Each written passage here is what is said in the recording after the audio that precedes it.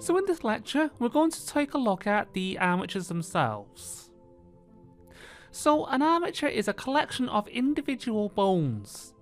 These bones, like it does on a real person or an animal, or even certain objects if you like, they control specific parts of an overall object. So say you've got a human, for example, you have a leg bone, an arm bone, finger bones if you want them, hand bones, eye bones, etc. We're going to be covering the differences between pose and edit modes in this lecture, the bone parent structure and bone layers specifically, plus a couple of other things as well. Okay, so if you've never used an armature before, you install them the same way you would practically any other objects in the scene. So let's just clear out these three here, the camera, light and cube, because we don't need them. So to add a new armature, simply go Shift A, add, and there's an option here that says armature.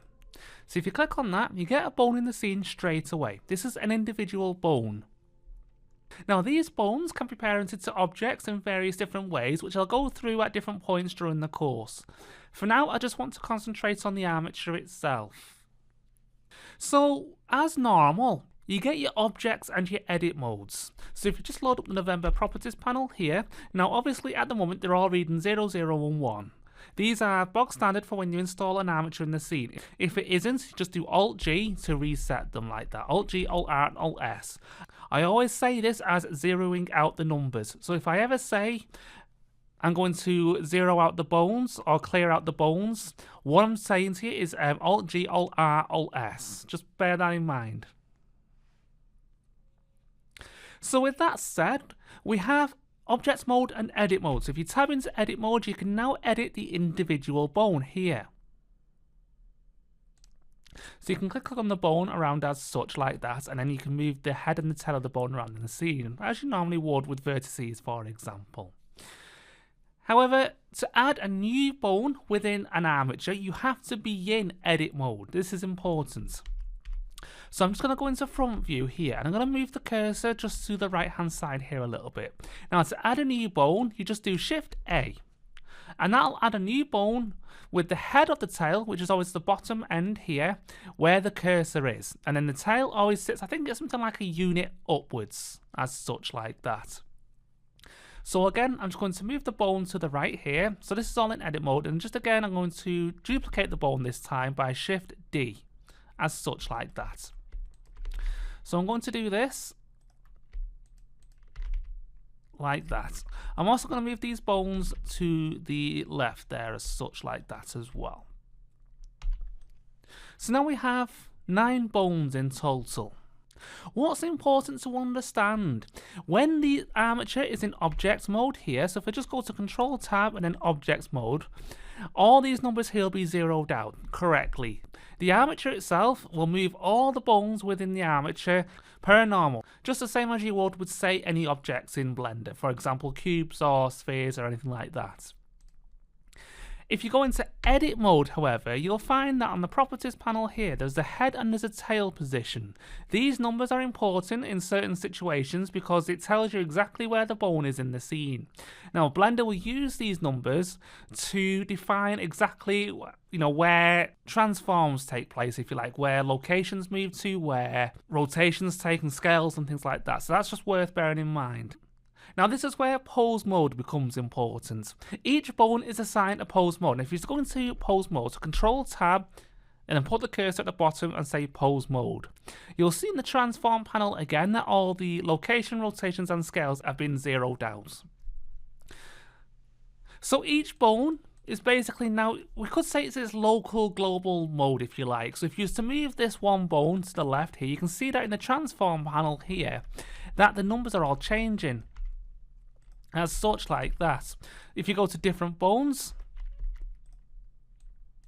you can see it moves and adjusts like that as well. So the pose mode is what you basically use to basically adjust the armature itself, if you like. Now when your armature is parented to an object, it's pose mode that you'll be using to actually pose the object. To reset everything, again, to put everything back to 0, just to reiterate the point, if you want to reset all these bones to 0, you do Alt-R to reset all the rotations, make sure all bones are selected, that's important, Alt-S to reset any scales, and then Alt-G to reset all the locations as well. So say you're in the middle of building a complicated rig. You've got loads and loads of bones in this scene, but you're finding that it's just getting a little bit too convoluted. One option that you do have at your disposal is the Armature Layers panel. If you load up the Armatures panel on the right hand side here, you get a section here that says Layers. Now these layers basically define, they're like groups, I think will be a good word to describe them. So say what we could do is put all these bones here into one group, put all these bones here into a second group, and then we can put this individual bone here into a third group. Now, these are defined on the right hand side here. So say, let's just move all these bones into new layers. So what you could do is highlight all the bones here. I've just used circle select there, but you can click and drag as well. I believe that also works. Now to move to a specific layer, you're looking for the M, the Michael key. And that brings up the change bone layers box here. So to move the bones that you've just selected into a new layer, all you need to do is click on the layer that you want to move it into. In this case, I'm going to stick to this layer here. And you notice in the viewport that the bones have all disappeared. That's fine. What we can then do is let's circle select the next bones here, move them, and put them in the next layer across here. So we're talking about, say, this one. And then we'll do the same thing for this little bone in the center. So move that to third layer across here. So you notice now that there's no bones in the scene. So what's happened to them? Well, if you have a look in the outliner here, or underneath the skeleton, where it says skeleton there, you've got 3 little dots within the layers. Now these tell you, as an end user, that there's bones hidden, or there's bones within that layer. So to show them, you just need to click as such like that. And you'll see in the viewport, they'll pop up straight away like that as well. If you click on the second layer, they'll also pop up on the other side, and obviously you've got the third layer with the single bone as well. But say if you want to have all 3 of them visible at one time, you need to press and hold shift whilst you're doing it as well, and that will unhide all the layers for you. You can also press and hold shift when you're moving bones if you want to have an individual bone in more than one layer. So say for example, if you want this bone here in both layers where it is at the moment, this layer, technically it's layer 10, and then also layer 1, or technically layer 0, which is important to bear in mind as well. Press the M key, press and hold shift, and then press and hold the layer that you want to move it to. And you'll notice straight away that both layers are highlighted. So just move the cursor out and it will set the layers correctly. So now, say if you click on this layer 1 or layer 0, or click on the other one here, the bone should remain visible regardless of which layer you've got selected. Now, as I was just saying, one thing that could be slightly confusing with Blender is if you used to highlight your layer here, you'll notice it actually says on the sort of pop-up there, it actually says layer 0. This becomes important a little bit later on down the line when you get involved with drivers and things like that. Technically, as with most stuff in IT behind the scenes, things start at number 0. However, for some reasons, Blender likes to call this first layer as layer 1. So layer 1, layer 2, etc, etc. So what's worth bearing in mind with both this course and with other courses that I've actually done is that I might say layer 1, but technically layer 0. So that just basically means this first layer here. If you don't see this pop up with the information there, what I generally do is go to Edit, Preferences. Under Interface, I usually have all these enabled. You've got the Developers Extras, the User Tooltips, and the Python Tooltips. And these will give you all the information that you need to enable rigging. Okay, so the next thing you may want to do then is start parenting bones together. Now, say if you have this bone here, but you want this bone to be parented to this bone. So you want this bone connected there like that.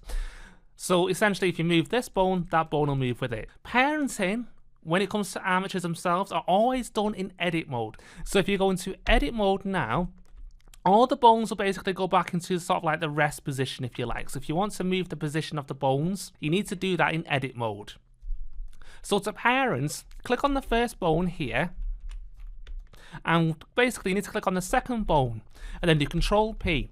Now you get two options. You get connected and keep offset. For most use cases, you'll be using keep offset. So let's just click on that first and foremost and go back into pose mode. So now what you should find is if you click on the bone in question and move it around, you'll find that the other bone is parented correctly.